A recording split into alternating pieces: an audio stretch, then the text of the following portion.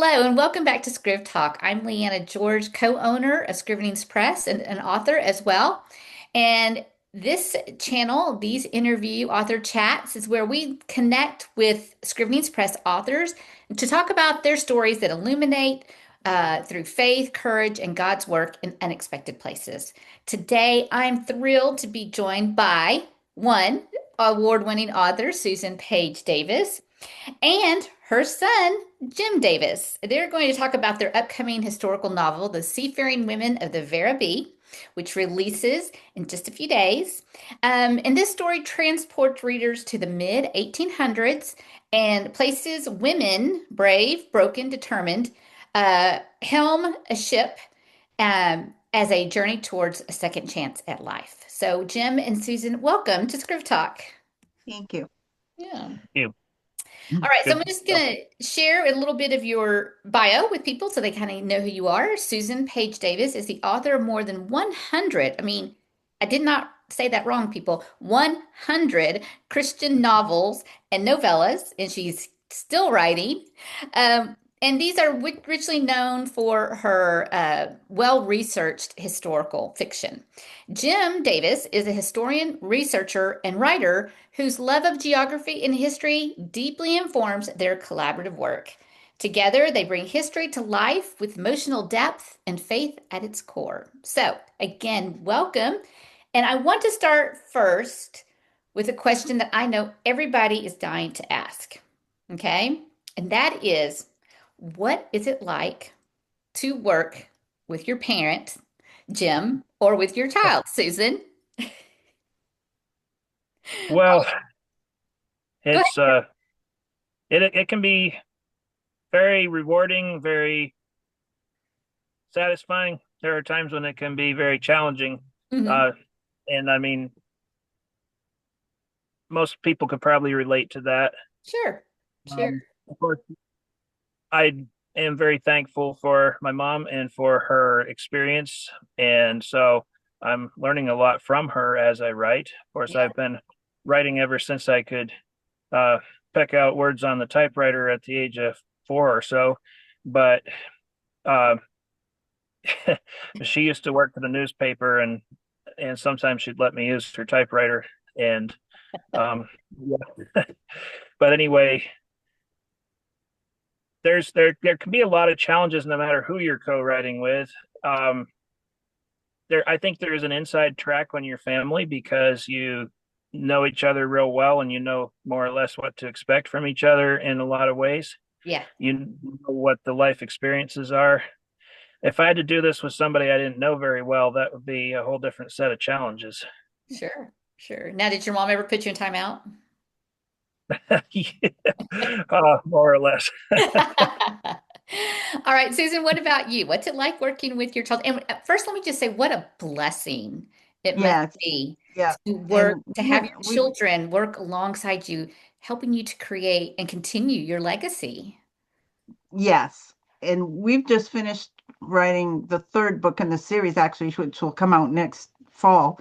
But it's been great writing with Jim. We go back and forth, and he contributes so much in not just the history, but the culture. And I guess we'll get into that later. But I've also written books with two of my daughters, and it's really, as Jim said, a challenge.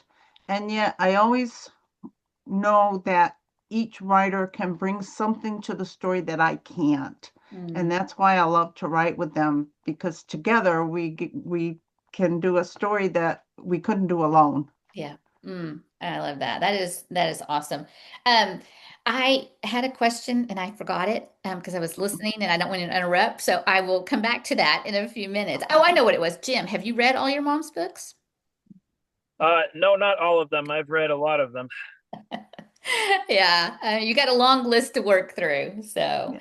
that's good. Well, let's talk about what you're here to talk about, and that is your wonderful historical fiction, The Seafaring Women of the Vera B. So, um, I want to start off with what drew you to these women and this story at this place? I mean, you've got mid 1800s Australia.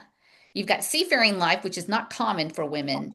And then you've got women on the margins of society. How did you come to this story? I think I came up with the basic idea of women sailing a ship, Hmm. but I hadn't pinned it down yet. And then Jim came along with his experience, and I'll let him tell you how he thought of that. Okay. Okay, I think you had also come up with the little historical nugget, pun intended, of the Australian gold rush, because I think you were the one that mentioned about the ships in the harbor, where at one point there were over 100 ships in the harbor in Port Phillip Bay outside of Melbourne, where they couldn't sail them out because all the sailors had abandoned their ships and gone to the gold rush. Hmm. I think you had found that, and it's true. Yeah, I was the one that went to Australia years ago, but I think you've actually came up with that historical yeah, detail, and that provided a really amazing opportunity to start a book with that crisis. That there was sort of a national crisis for Australia and England and all the seafaring nations of the world that were taking things to and from Australia. That as soon as a ship entered that harbor, it was just about lost Mm. for a while, at least, Yeah. yeah. when the And Gulf was Jim going was badly. able to, to dig deep into the culture because he'd been there, he knew people there, he knew a lot better what it was like than I did, and we just together were able to fill out the plot Mm. and the background. Yeah. Yeah. And you're right, Jim. The story starts, with, like you said, I think you said conflict, but it's great loss and uncertainty with Alicia stepping into what most people would think is an unthinkable role. So how did you decide that that was going to be the beginning?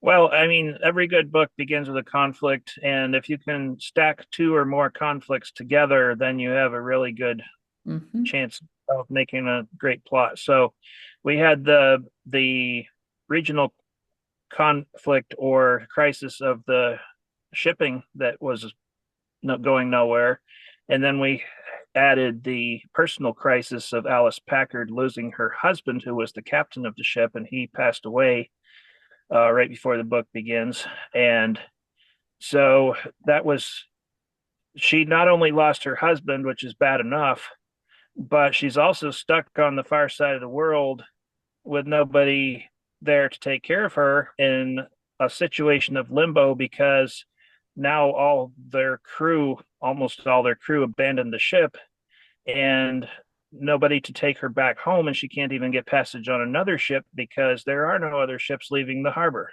Mm-hmm. So she's got a double crisis. And then she also has some passengers that are stuck there with her, and Right. she feels responsible for this lady and her children who are stuck there with her on the ship.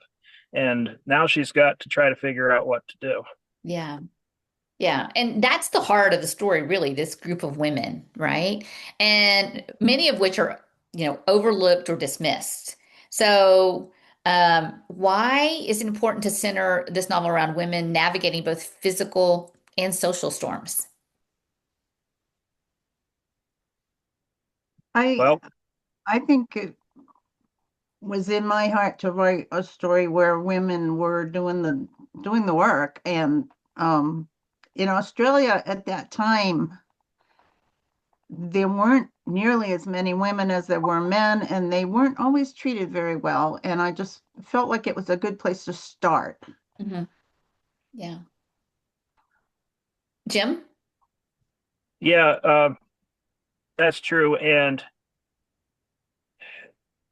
I think we've have a heart to want to be able to reach out to people who are down, and practically every person on this crew was in a crisis, and they weren't all in the same crisis to begin with. So um, every woman that joined that crew came from a different background. Well, some of them came together from, you know, a shared background, but they each had their own story and different issues they were dealing with. And, um, a lot of times people who have a common need to get thrust into a situation where they find that if they cooperate, they can all achieve a goal. Mhm. And I think at the start of the story, they're not all believers, but all of those women have a compelling reason why they want to leave Australia. Mm. Yes. All right. So let me ask you this. How do you, when you've got this group that's carrying the majority of the story, how do you develop characters that, like you said, they each have their own story, they have their own struggle? How do you create them so that they aren't just all the same? You know what I mean? That they each have something that separates them or does, gives them some distinction. Um, Yeah, we've talked about this just the last few days, and I'll let Jim talk in a second, but it is a problem when you have an ensemble cast like that with so many characters, and they have to be there. I mean, you can't sail a ship like that with 3 or 4 people. And so it is hard to develop the personalities of each one. And in each book, we try to bring out a few more of the characters that we haven't, in book two, the focus will be on characters that it's not on in book one so much like that.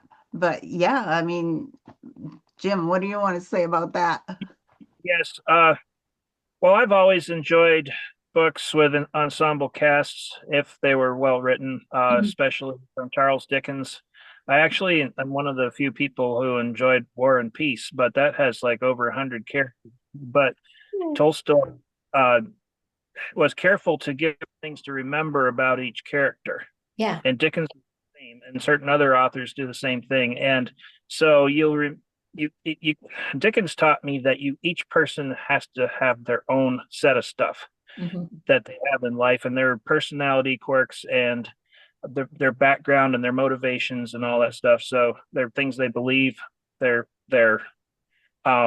flaws, and so each person's going to be different. So I know mom was careful, but I was careful to make sure that each person had their own combination of features and story. And we do draw this out. It's a story arc that we intended from the beginning to go over a series of books.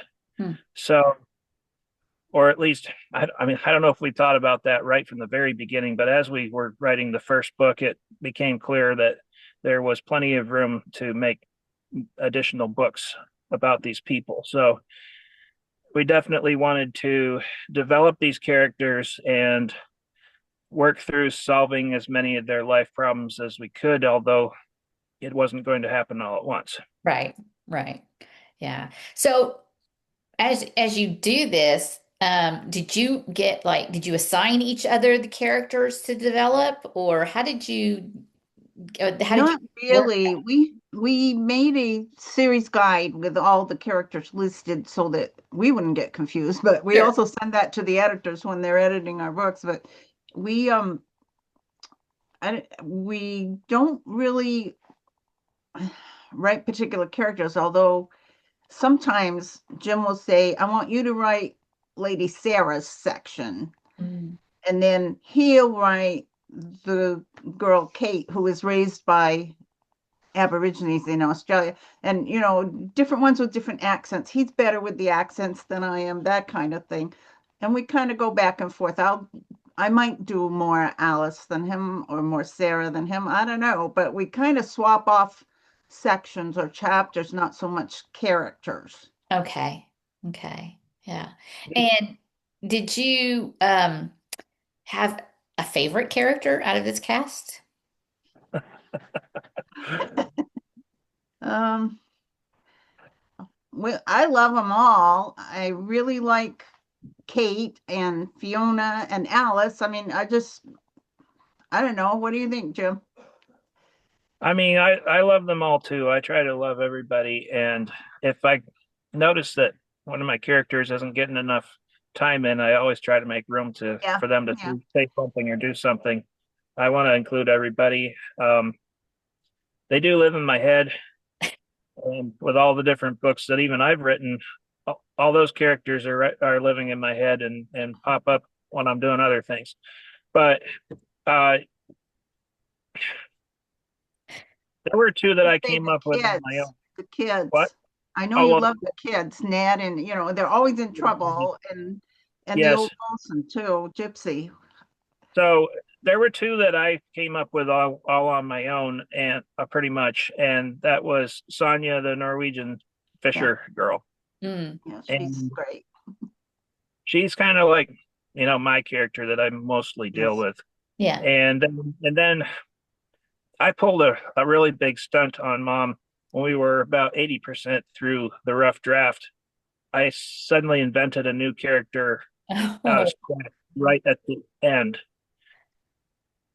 and oh, that was the girl Sri, who was Yeah. A Malaysian girl whom Sonia discovered by accident when they were trying to rescue one of the crew members that had been captured. And she almost left her because it wasn't central to their mission, but she couldn't let Sri stay there in captivity mm, in desperation, and so she took her with her, yeah. and Sri became part of the crew, and so Sonia and Sri became best friends after that, and And Sri, so the Malaysian girl, contributes so much later on, as far as humor and just well, she saves lives at times, but yeah, she's a she, very distinct personality. she has her own abilities, and of course she can't speak any English at first, and that over time she learns English, but uh, she is a very good swimmer and a diver because she was originally from a family of pearl divers, and it was often the women that did the pearl diving, and so she has had a lot of times where she has dived off the ship and dived or dove. I always forget which I'm supposed to say. She's dived off the ship for various reasons, and sometimes even to save somebody's life. So, Mm. um, yeah, she's those two, Sonia and Sri, are probably my two favorites. Oh, that's cool. That's cool. All right. Well, let's talk about the faith element here because, like Susan mentioned, these women are not women of faith. But yet, faith in this story is, an essential part of the story. But it's lived out under a lot of pressure, right? So, how do you weave faith into your high stakes situations? Or what is your goal when you're doing that? Well, Alice, the captain, is a believer, and she wants to impart that to her crew. And so she does hold Sunday services for them when they're able, when the ship isn't keeping them too busy. But also, I mean, we keep it kind of low key in this story. In fact, sometimes we've had to hold it back from what all that we'd like to say. But she is a strong believer. And then a couple of the other characters are also believers. Then they bring on board a missionary's daughter who needs to get back Oh, to England. that's book two. Oh, I'm so sorry. Yep, That's in book That's two. about okay. that. Okay. But we do, we in desperate situations, shall we say, we have those that are believers talking and praying with those that need help at that time, for instance. And that's one way we do it. Some of them aren't sure they believe this, but they love the captain so much that they will, listen to her and follow her. And then when it really comes down to the nitty gritty, Mhm. several of them believe. You want to say something, Jim? Yeah, I mean, we going back to the series arc, it's the spiritual issues of the different crew members are developed over the series. So in the first book, we have several who um, either you might say make some progress or gain some faith or trust Christ. But it's not everybody. And as we move into book two, several others do. And then book three, we get some more of that from other characters. And so it's, yeah, this is how it works in real life a lot of times is that as you live your life, you are able to minister to other people, and you don't always see the results at once, but the seed has been planted and then it's watered, and eventually a lot of times you'll see somebody trust Christ. And then some of the people who already knew Christ, they're learning many new things. This is really stretching them. This whole experience stretches everybody. It's something they've never done before, Mhm. and at times they don't know if they're even going to survive it. And so it's um, a lot of things to go through, um, outside their comfort zone, so to speak.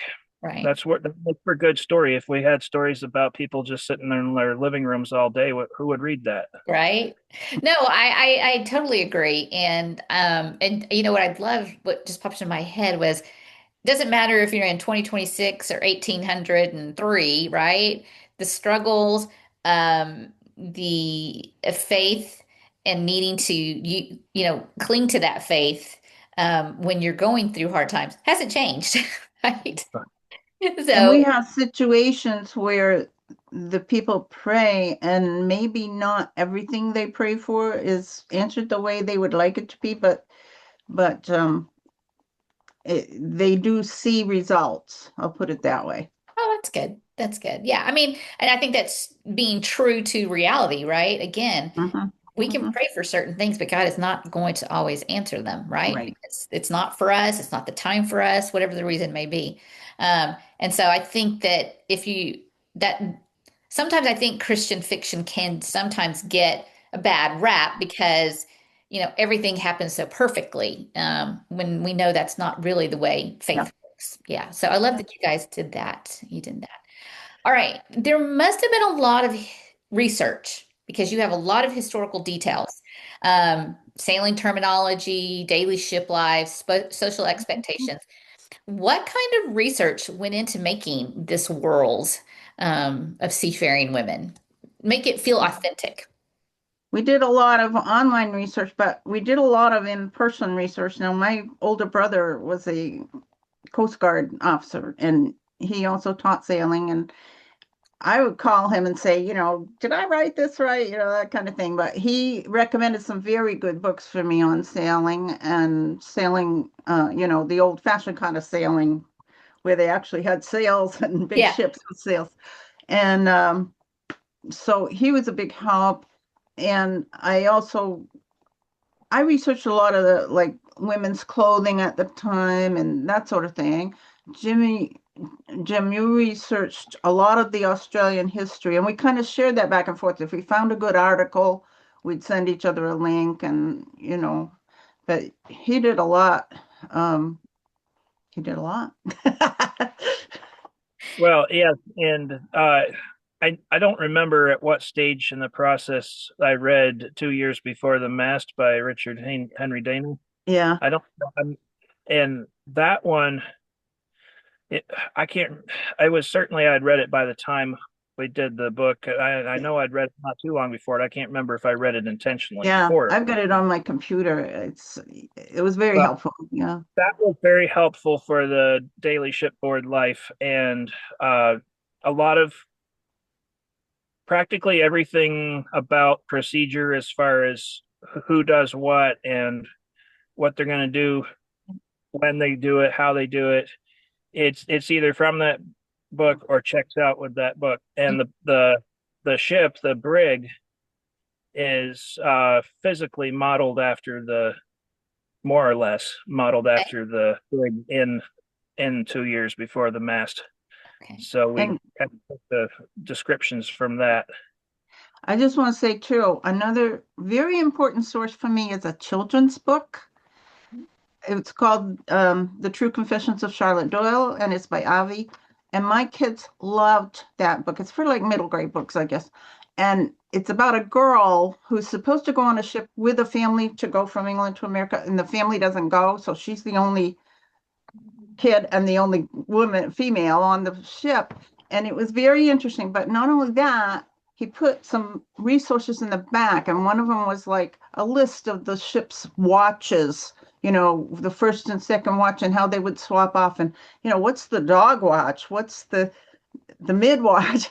Yeah. And here was this wonderful list in this children's book. So I really over the years have found that children's books can be really great resources. I know I've got one about stagecoaches that shows you every single part of the harness and the coach, so sometimes I go to the children's room for research.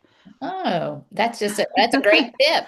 If anybody's Yeah, watching this and needing some ideas, that's a great tip because I'm thinking I never thought about it. So that's yeah. really interesting. Now, Jim, you went to Australia.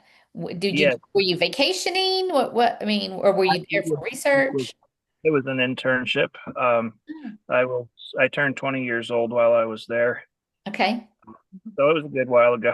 I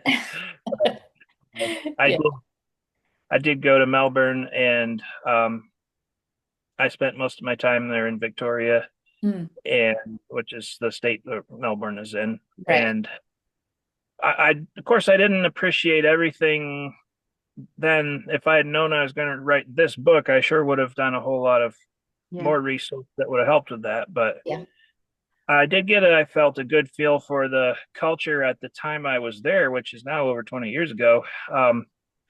And some of our characters were born in Australia, some came there from England, and there are some American characters. I wanted to be sure to give some cultural differences between the different ethnicities or parent countries of the characters. So some came from England, Ireland, Scotland, born in Australia, United States, and then of course we ended up with some people from the Netherlands, East Indies, and of course the Malay Girl Sri. And I did a lot of research on the people who were there at that time and what they were doing, what people groups were involved. And so, Sonia had been taken in by the Chinese community there in Melbourne at the gold rush for various reasons. They took care of her after her father died. Mm, Um, Not many people know about the Chinese miners in Australia, but we did all this research and wanted to include enough details both to make it something like accurate and just the interesting things and just that readers would like to know about. yeah. And especially because American authors don't write about Australia a whole lot, Mm, and the American market doesn't have a lot of that. I wanted to make sure that whatever I put in there had some research into it, because I don't want to introduce this stuff to American readers and have it be baloney. Like I've read some books and got some ideas about some things, some fiction books, and then when I later learned the history, I'm like, this person didn't know what they were talking about. yeah. That's a That's difficult. true. That I is don't want to true. do that to readers if I can help it. Yeah, yeah, and readers will catch on. I mean, I wrote one of my books. I've only written three fiction. I'm way behind Susan, but and I said it in Connecticut, and I had one reviewer just shred me up one side, down the other about that wouldn't happen here, and this wouldn't have happened there, and I loved your story, but the Connecticut stuff just drove me crazy. It's like, We're originally from Maine, and I've read books where there were mockingbirds in Maine. No. yeah, Tumbleweeds. I mean, all kinds oh, of people just don't know. yeah. But I don't know if Jim said he was on an agriculture exchange when he went to Australia. And we do have a farming family in the book, but yeah, we had to research every little thing and right down to at the end of the book, they're heading for Batavia, which is what today we know as Jakarta on the island of Java.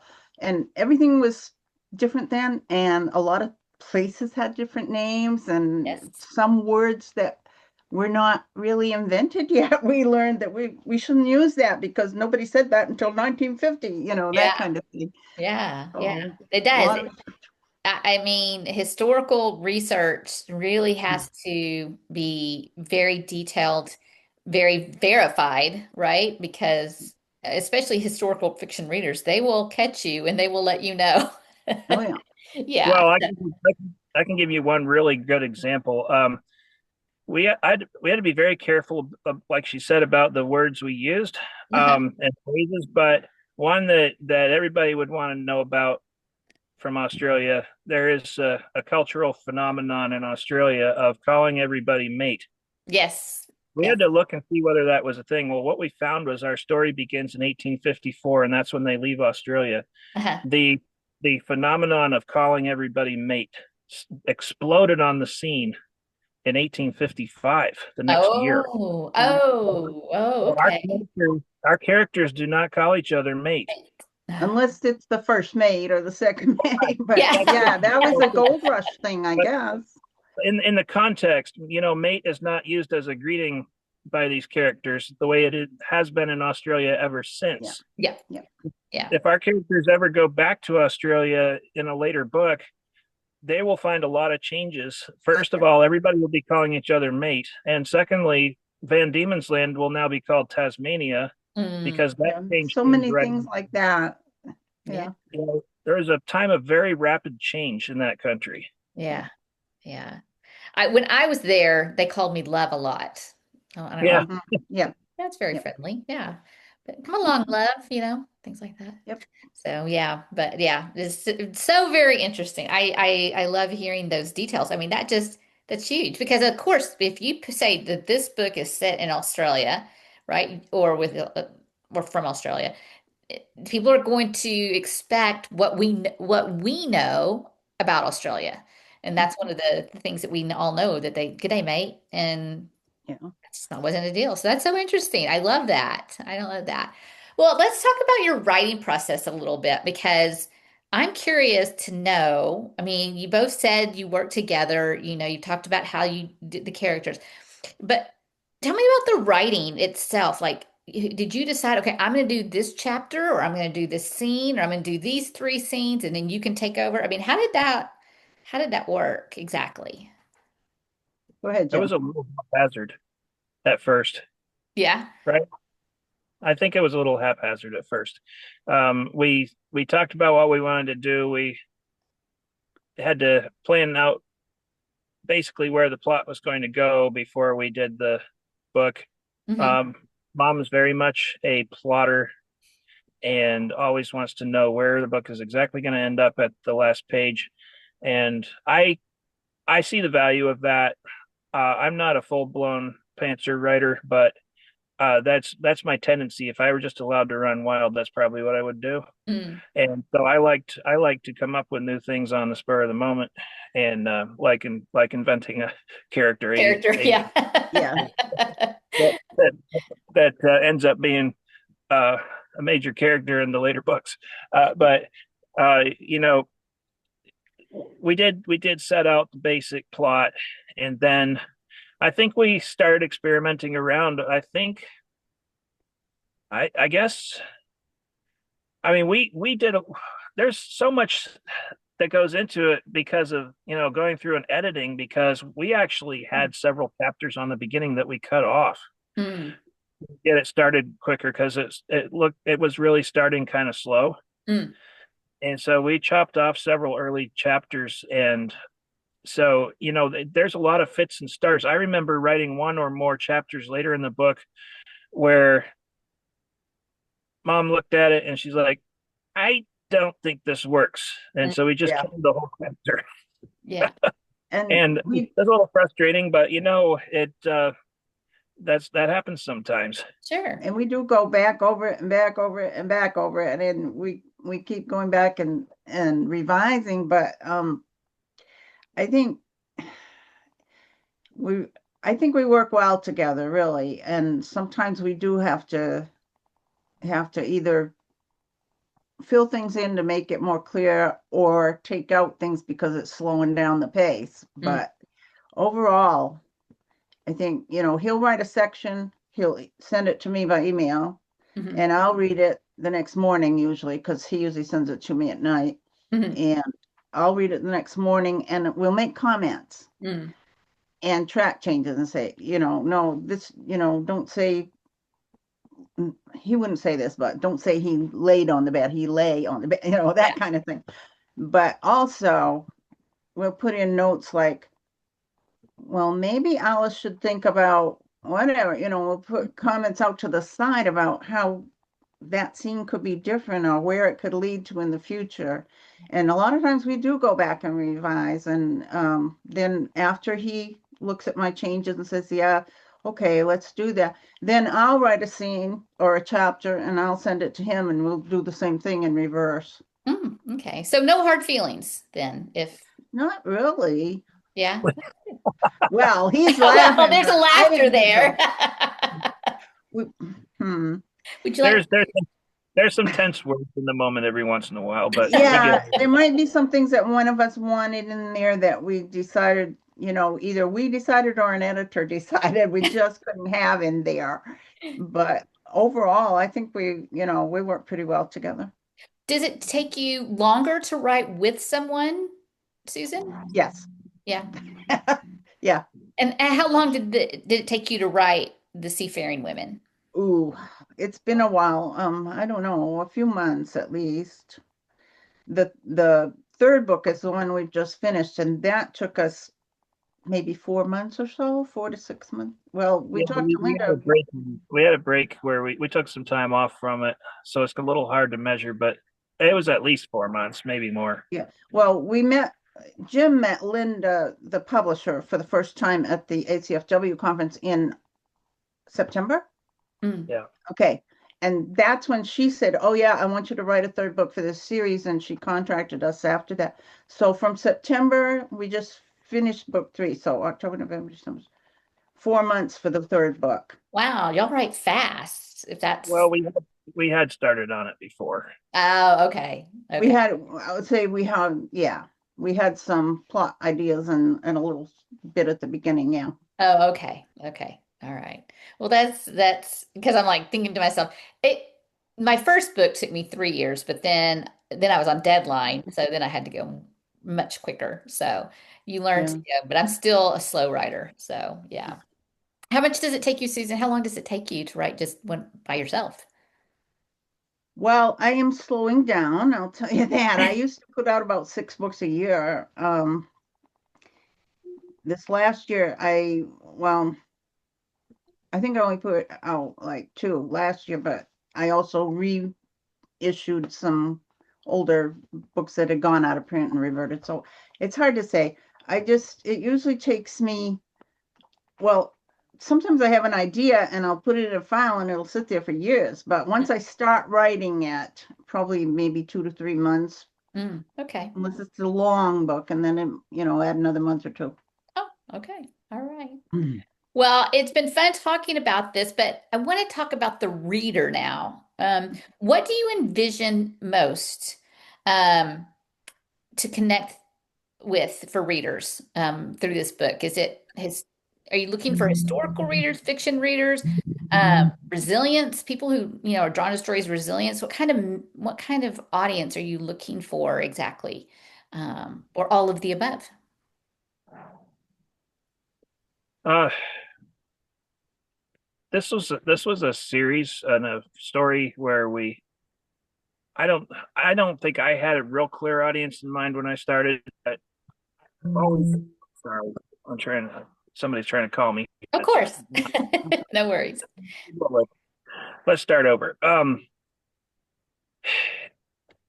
don't think I had a particular audience in mind when I started, but I always do try to appeal to any reasonable person out there when I write. So I try to write stuff into my books where it can reach people on a lot of different levels. Mm. And people who are going to enjoy these books are going to be usually Christians who want some adventure and they want to see some faith in action. Mm. They don't just want it to be some lovey-dovey romance, or there's nothing wrong with that, but that just isn't what it is. Yeah. There's action, there's an interesting setting, and there's plot. There's some carefully portrayed violence. There's a lot of high stakes, a lot of risk taking for planned, carefully calculated risk taking. Hmm. And they want somebody that wants a little more adventure and wants to see something unusual that they're not going to forget, that they're not going to find in another book. Mm. There are some books you can read it and you're like, I think I've read this book 7 times by 7 different authors, you know? Yeah, yeah, This is not going to be like that. yeah. I think our audience, I mean, my audience for Without Jim for my other books is probably mostly women, but I try to make it so that in some of my books, in particular these, they also appeal to men. And I know it's most of the characters are women, Mhm. but sailing is kind of a men's thing, or it was back then at that Mhm. time. And I think men who have read this book really enjoy it because the women are courageous and they are persistent and they have the characteristics that you want. And if you had somebody on your team or your crew, Mm, these are the people you want. It doesn't matter if they're male or female. yeah. So Yeah. yeah, I think our audience, it's not for kids. There are some things in it, like some of the crew members who escaped from a brothel. Okay. So if your kids are like say 12, 11 and want to read it, you might, read it first. But Sure. but Sure. but it's clean. It really is. Yeah.